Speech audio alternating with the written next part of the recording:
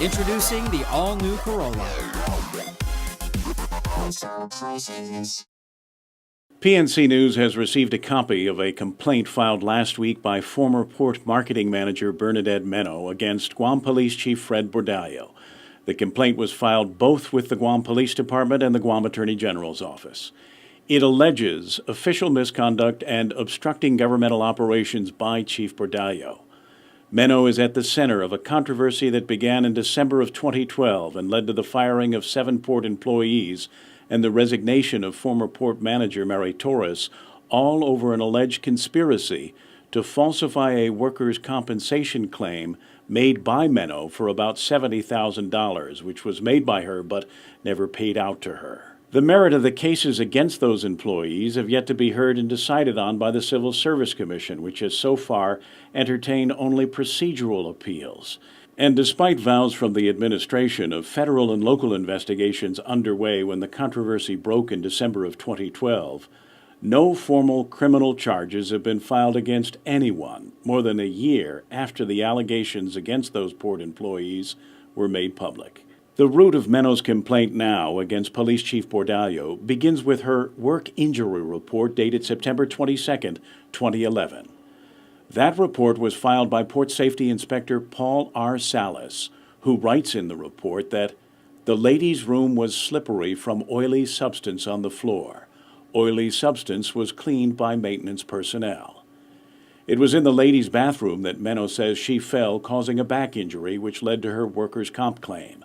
Salas concluded in the report that the primary cause of injury was slippery surface. However, in an affidavit dated June 6 of last year, Salas reversed himself. More than a year and a half after the report dated September 22, 2011, Salas wrote that Meno could not explain how she managed to slip, and I did not find any signs of injury or evidence that she fell, or any slippery substance which could have caused her to slip or fall. Salas claims in this June 2013 affidavit that in October of 2012, just before the port firings, then Corporate Service Manager Vivian Leon instructed him to falsify an injury report and backdate it to September 22, 2011. He quotes Leon as saying, "I need this done right away so we can justify our position of proving Meno's worker comp claim." And Salas writes that a review of port computer files and emails will prove that it wasn't until October 2012 that he began to write his backdated report on Meno's accident. Then last August, Meno filed a complaint with Guam Police against Salas, claiming that Salas falsified this affidavit about her workers' comp claim. Guam Police took no action. Meno subsequently filed a Freedom of Information request with the port seeking information about the legal bills from the port's law firm Phillips and Bordallo. According to the billing documents received by PNC News on August 20th of last year, the day after Meno filed her complaint against Salas, a billing from Phillips and Bordallo lists a charge for a review of the Meno complaint. In her own complaint against Police Chief Bordallo filed last week, Meno asks, "How did the private attorneys who are not in law enforcement at all receive a copy of my confidential police complaint, which was supposed to be the subject of an ongoing criminal investigation?"